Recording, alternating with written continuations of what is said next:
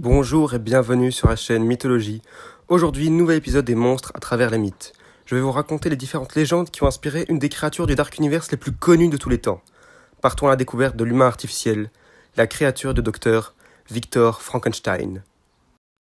Le monstre de Frankenstein apparaît dans un livre de l'écrivaine Mary Shelley intitulé Le Prométhée moderne. Cet ouvrage relate l'histoire que vous avez sûrement déjà suivie dans un des nombreux films réalisés sur ce monstre. Vous connaissez donc sûrement l'apparence de la créature. Un humanoïde gigantesque et disproportionné, au corps couvert de cicatrices témoignant de la fusion de différentes parties de corps qui l'a fait naître. Sa peau est verdâtre ou grise selon les points de vue. Signe caractéristique, les deux clous placés sur ses tempes, qui servirent à canaliser la foudre qui lui donna la vie. Ce qu'il faut savoir, c'est que le docteur Frankenstein avait pour but de faire revivre son frère aîné, mort dans un accident. La base du corps de la créature est donc celle de l'aîné de Victor. Les autres parties de son corps proviennent de différentes greffes servant à le faire fonctionner comme un être vivant. Voyons maintenant les trois personnages qui ont sans doute inspiré Mary Shelley. Revenons d'abord sur le titre même du livre, le Prométhée moderne.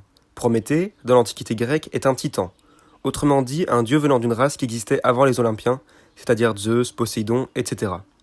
Prométhée avait été chargé par le roi des dieux, Zeus, de créer des espèces vivantes peuplant la terre afin de distraire les dieux. Il chargea son frère Épiméthée de créer les animaux en suivant la liste des caractéristiques octroyées par Zeus, tandis qu'il s'occupait lui-même de l'être humain. Petit bémol, Épiméthée épuisa les listes de talents et Prométhée ne put donner à l'homme ni griffes, ni crocs, ni même fourrure. Le peuple premier était né. On retrouve ici l'idée de créer entièrement un être humain à la manière du monstre de Frankenstein. Mais ce n'est pas tout. Pour aider les humains démunis face aux bêtes sauvages, Prométhée prit une braise du feu sacré venant du monde des dieux et descendit sur terre pour offrir le feu aux hommes. C'est ainsi que les civilisations naquirent et conquirent la terre. Le feu venu du ciel, l'expression désignant la foudre, qui donna vie à la marionnette de Victor Frankenstein. La seconde inspiration vient du Moyen-Âge en Europe de l'Ouest. J'imagine que vous avez déjà tous entendu parler des anges. Il ne vous viendrait d'ailleurs pas à l'esprit que ces êtres purs auraient pu être à l'origine de l'invention du monstre ressuscité. Et pourtant si, mais les croyances du Moyen-Âge différaient totalement de l'image actuelle de l'ange. À l'époque, on pensait qu'un homme ayant triomphé de la mort et atteint le paradis de lui-même devenait cet être de lumière.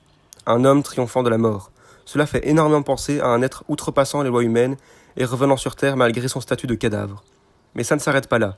Ces humains devenus anges étaient selon leurs croyances recrutés dans l'armée de Dieu en tant que guerriers. On leur attribuait donc une force monstrueuse. Le docteur Frankenstein a dû donner plus de muscles que nécessaire à sa création pour mouvoir ce qui n'était qu'un cadavre.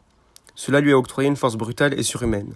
L'ange a donc plus de points communs avec le monstre que ce que l'on pense. Néanmoins, l'ange n'est pas un cadavre travaillé de toutes pièces. Le moncule, si. Cet être est apparu dans les imaginaires belges et italiens durant les temps modernes. Un homoncule est créé par un alchimiste ou un magicien afin de le servir. C'est donc un monstre entièrement artisanal qui est formé de morceaux venant de différents corps. Nul doute que ce genre de personnage est celui, entre les trois exemples, qui a le plus servi à Shelley pour son livre. L'homme, au fil des époques, n'a cessé de chercher à surpasser la mort. Dans quasiment chaque pays et chaque croyance, on essayait de trouver un moyen pour continuer à vivre après le décès ou pour ressusciter quelqu'un.